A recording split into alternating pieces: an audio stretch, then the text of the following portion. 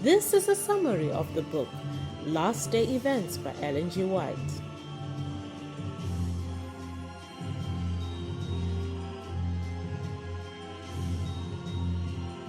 The 19th chapter. Dark, heavy clouds came up and clashed against each other. The atmosphere parted and rolled back.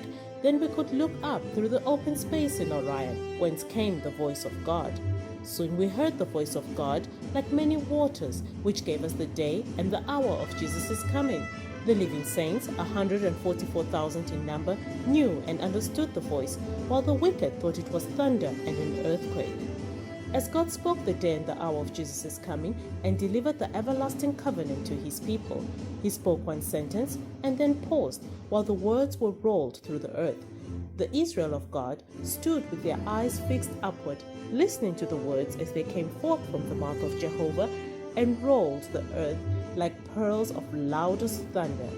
It was awfully solemn. At the end of every sentence, the saints shouted, "Glory, hallelujah!" Their countenances were lighted up with the glory of God, and they shone with glory as did the face of Moses when he came down from Sinai.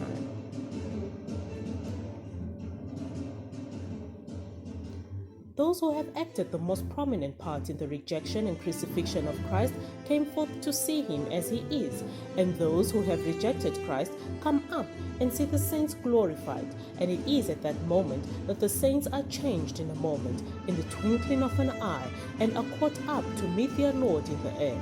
The very ones who placed upon him the purple robe and put the crown of thorns upon his brow, those who put the nails through his hands and feet, look upon him and bewail. The precious dead, from Adam down to the last saint who dies, will hear the voice of the Son of God and will come forth from the grave to immortal life.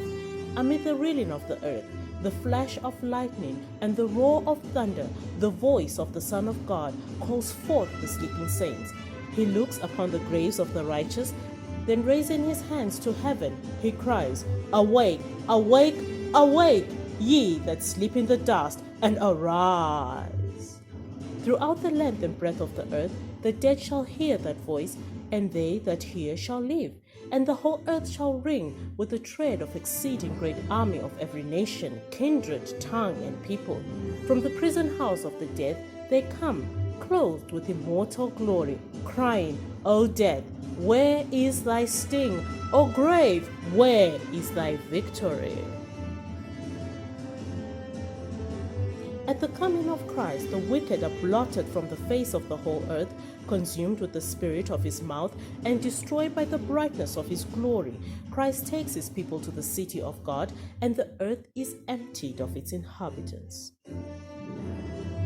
We all entered the cloud together, and were 7 days ascending to the sea of glass. I saw a very great number of angels bring from the city glorious crowns, a crown for every saint, with his name written thereon. As Jesus called for the crowns, angels presented them to him, and with his own right hand, the lovely Jesus placed the crowns on the heads of the saints. The crown of life will be bright or dim, will glitter with many stars, or be lighted by few gems, in accordance with our own course of action. There will be no one saved in heaven with a starless crown. If you enter, there will be some soul in the courts of glory that has found an entrance through your instrumentality.